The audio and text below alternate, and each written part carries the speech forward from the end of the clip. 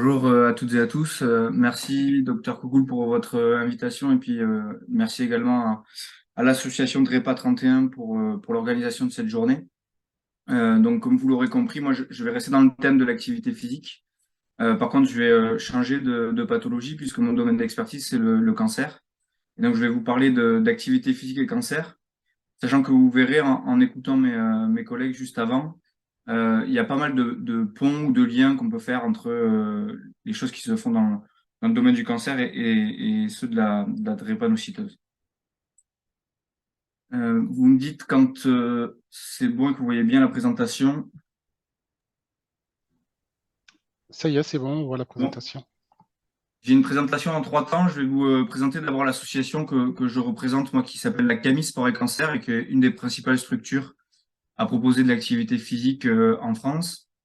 Dans un second temps, je vous expliquerai et puis je serai en complément de ce qui a été dit par mes prédécesseurs, pourquoi est-ce qu'on se bat depuis plus de 20 ans pour que les patients aient accès à l'activité physique. Donc, quel est l'intérêt pour les patients atteints d'un cancer de pratiquer des programmes d'activité physique.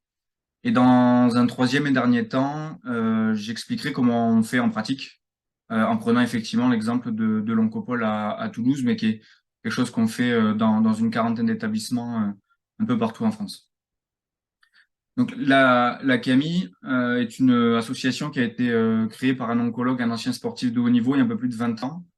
On est présent dans un peu plus d'une trentaine de départements un peu partout en France et on accompagne 3500 patients chaque semaine sur tout le territoire.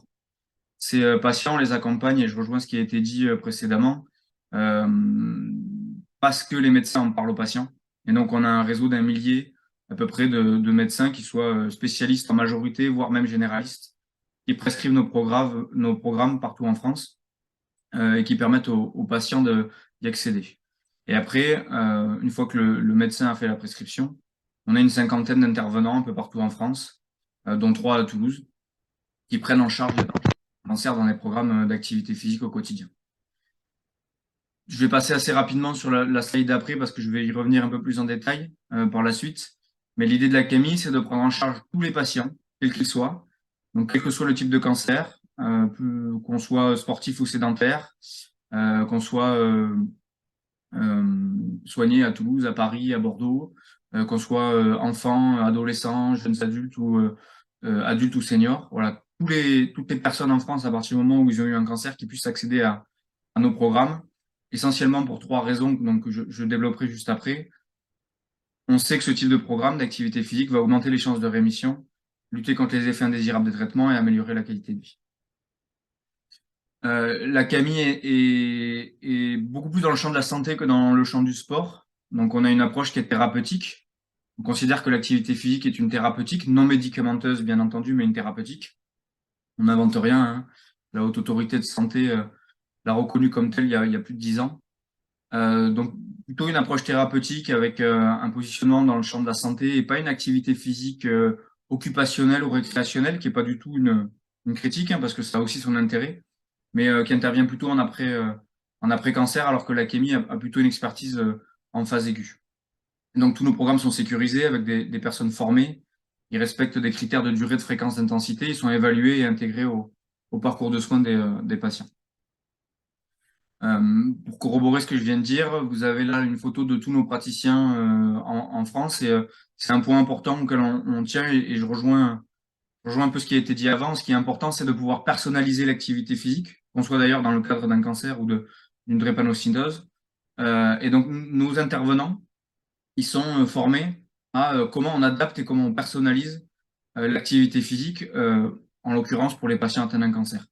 Et donc, on a créé un diplôme universitaire avec Paris 13 il y a un peu plus de 10 ans, où pendant un an, ils ont des oncologues, des hématologues, des chirurgiens, des psys, des kinés, qui les forment et qui leur donnent vraiment une expertise à la cancérologie. C'est quoi un cancer, c'est quoi un traitement, c'est quoi un effet secondaire.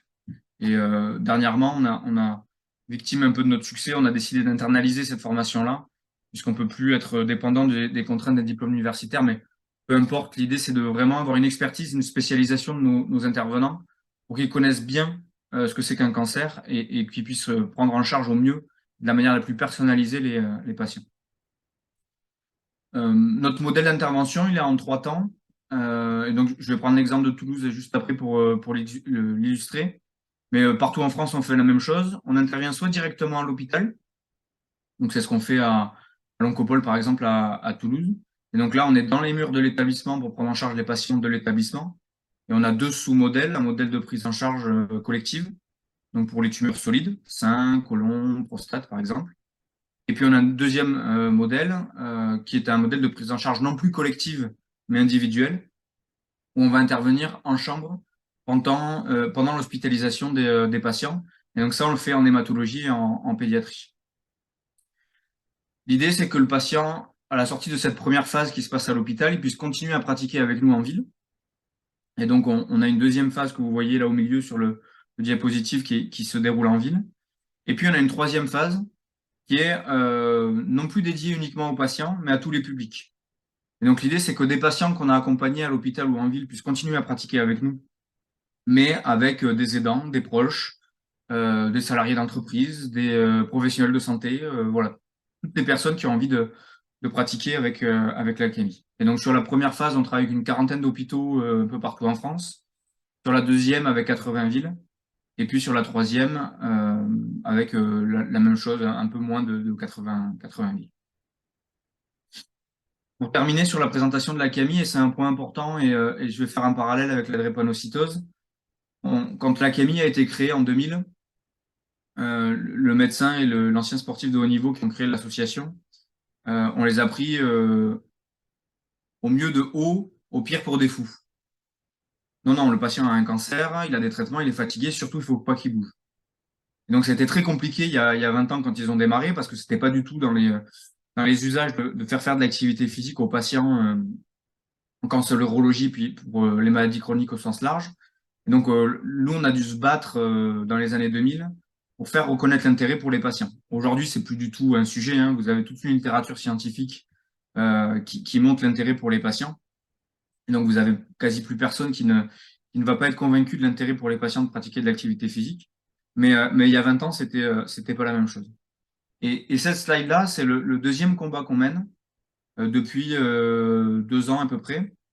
C'est de dire maintenant qu'on sait et que c'est plus discuté que l'activité physique a un intérêt pour les patients, ben, il faut que ça soit accessible à tout le monde. Et donc, notre deuxième combat, c'est sur l'inégalité de l'accessibilité. Aujourd'hui, vous avez des gros centres comme l'Oncopole à Toulouse qui ont des moyens et qui peuvent mettre en place des programmes avec la CAMI. Vous avez plein d'autres établissements ou plein d'autres villes qui n'ont pas forcément ces moyens-là et qui ne peuvent pas développer des programmes d'activité physique adaptés. Donc, vous avez de grosses inégalités sur le territoire entre certains centres ou certaines villes qui peuvent proposer de l'activité physique adaptée aux patients atteints d'un cancer et d'autres qui ne le peuvent pas. Et donc, ce qu'on souhaite, nous, c'est que ce type de programme-là soit financé de manière pérenne pour qu'il puisse être développé partout en France et accessible à tous les patients. Et donc, pour arriver à cet objectif-là, on a débuté un projet qui s'appelle un article 51. C'est un système dérogatoire de l'assurance maladie. Donc, l'assurance maladie, quand vous allez chez votre médecin, elle rembourse la consultation. Aujourd'hui, quand vous avez une consultation ou une séance d'activité physique adaptée, il n'y a pas de remboursement. Et donc, ce qu'on souhaiterait, c'est qu'à terme, il y ait un remboursement de ces programmes-là. C'est pas passé loin, puisqu'il y a un amendement qui a été déposé il y a quelques semaines par le gouvernement, mais qui a été retiré. Et donc, on espère que dans les années qui viennent, ce remboursement soit enfin effectif. Et donc, on a un article 51, ce que je disais sur ce sujet-là. Et donc, l'assurance maladie dit, bah, aujourd'hui, l'activité physique adaptée n'est pas remboursée. On va vous la rembourser pendant 3 ans. Donc, quand je dis vous, c'est la CAMI Sport et Cancer. Donc, notre association, pendant 3 ans, depuis septembre 2022, on a débuté cette expérimentation qui dure 3 ans. Et donc, on est à titre dérogatoire financé par la sécurité sociale.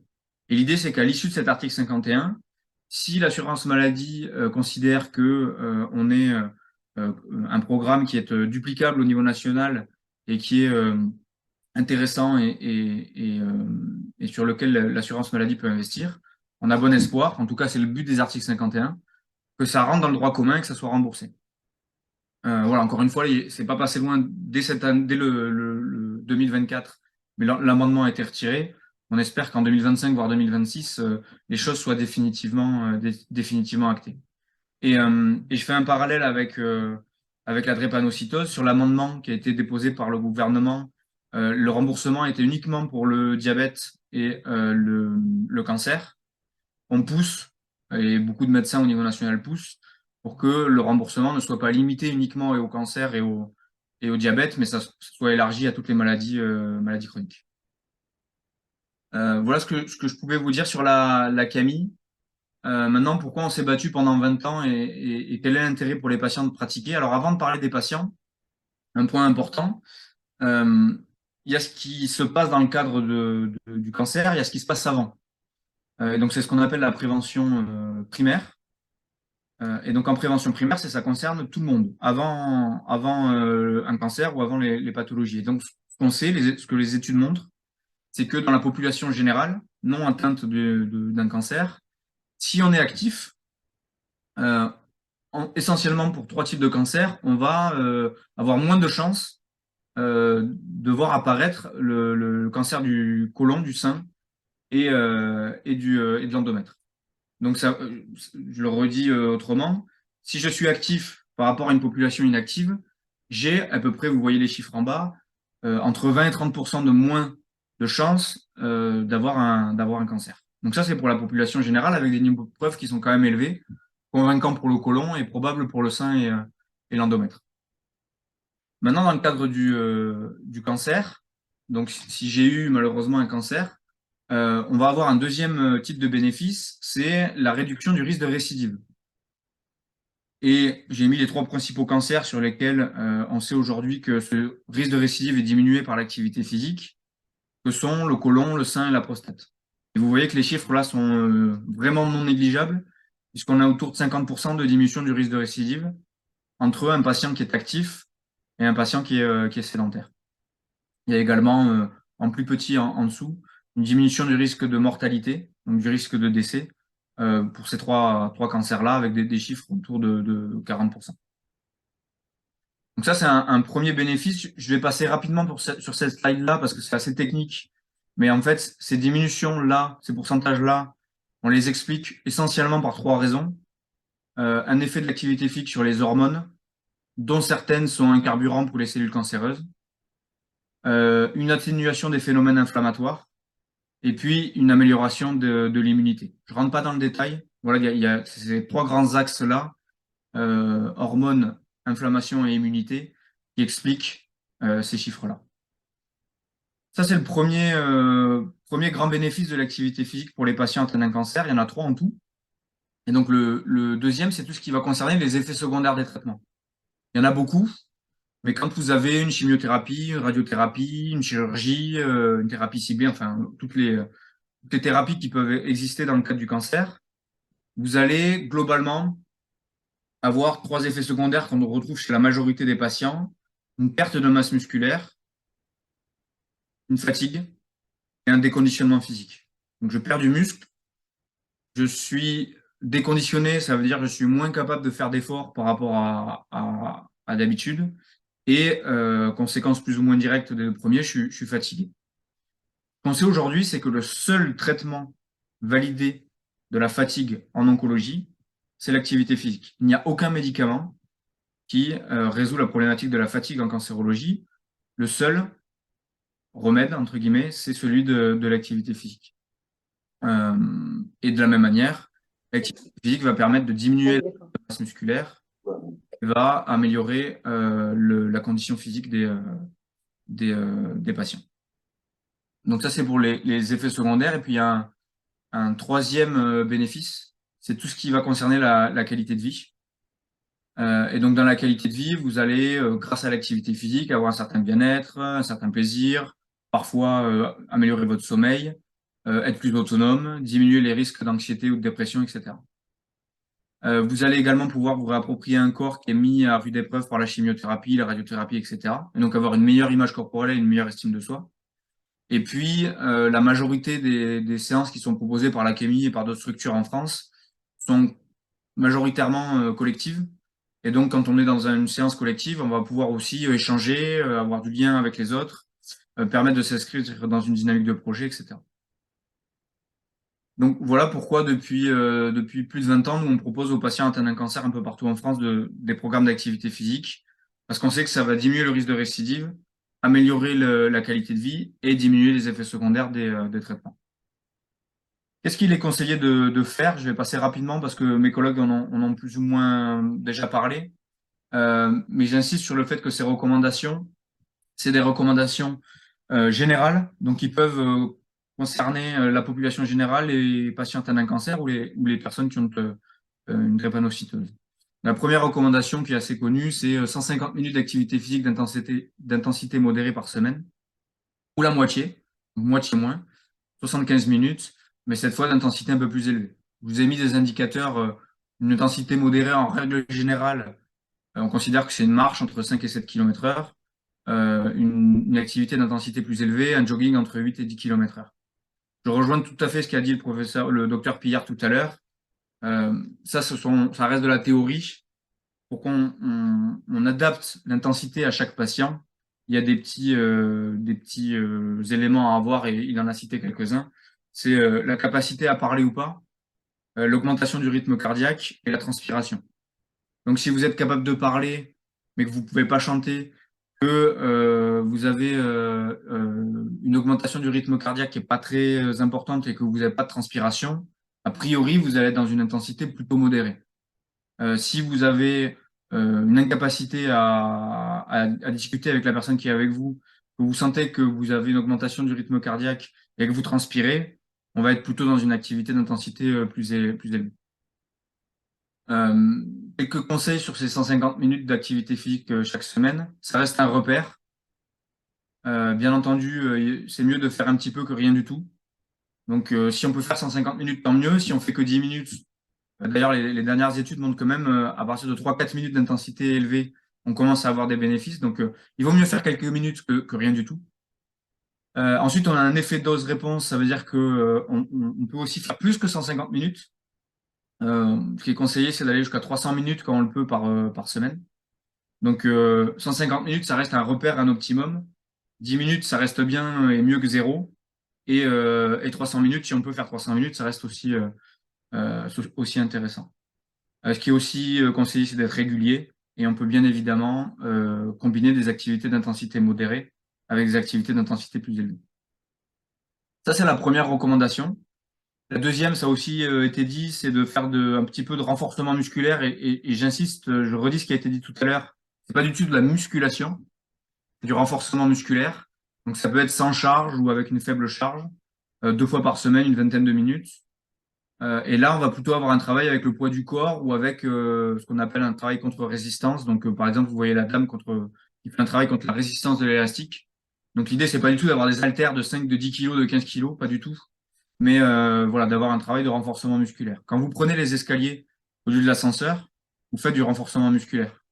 Quand vous faites des exercices de gainage ou de flexion sur place, vous avez une activité de renforcement musculaire. Troisième recommandation qui n'a pas trop été évoquée jusqu'à maintenant et qui est au moins aussi importante que les deux premières, c'est tout ce qui va concerner la sédentarité. Il faut impérativement limiter les activités sédentaires. Qu'est-ce que c'est une activité sédentaire? C'est tout le temps qu'on passe assis, notamment devant l'ordinateur, la télé, les consoles de jeux, les smartphones, etc. Et on sait que c'est deux facteurs de risque indépendants, c'est-à-dire que ça suffit pas forcément d'être actif pour compenser les effets délétères de la sédentarité. Donc non seulement il est conseillé d'avoir 150 minutes d'activité physique par semaine, de faire un petit peu de renforcement musculaire à côté, mais aussi, ce qui est conseillé, c'est de rompre les temps de sédentarité. Je ne sais pas si vous êtes assis devant votre ordinateur depuis le début des conférences, mais si oui, je vous conseille de vous lever, de faire quelques pas pendant que vous écoutez.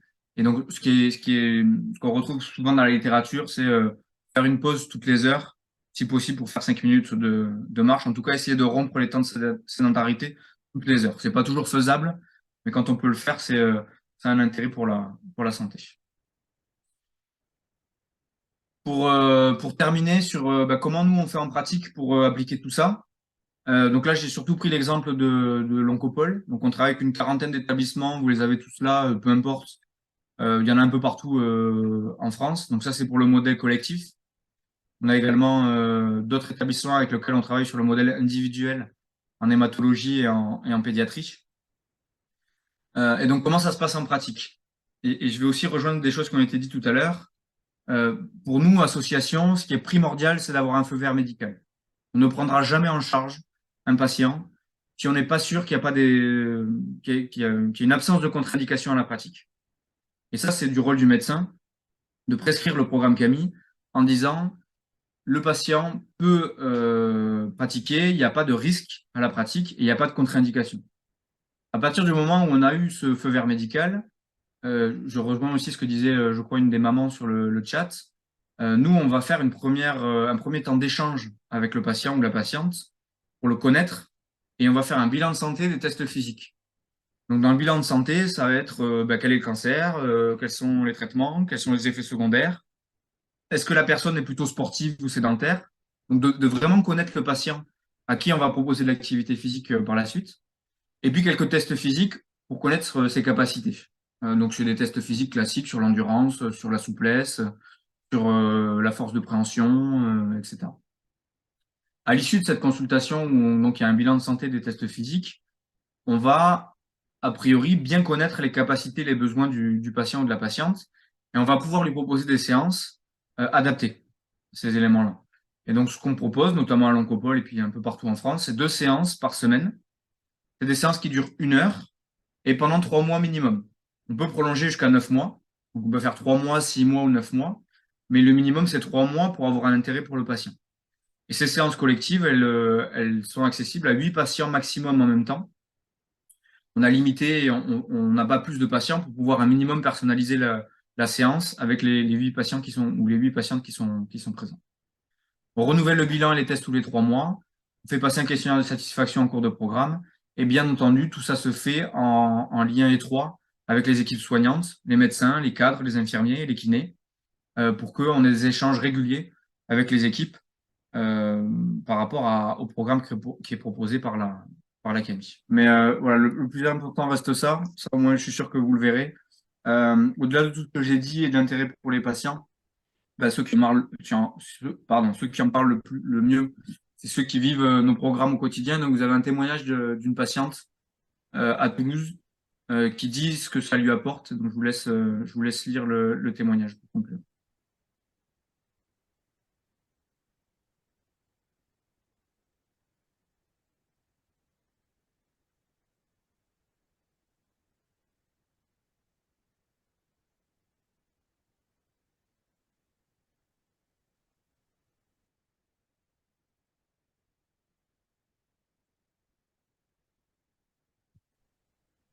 Voilà ce que je pouvais vous dire sur l'activité physique et le cancer, et je suis à votre disposition si vous avez des questions.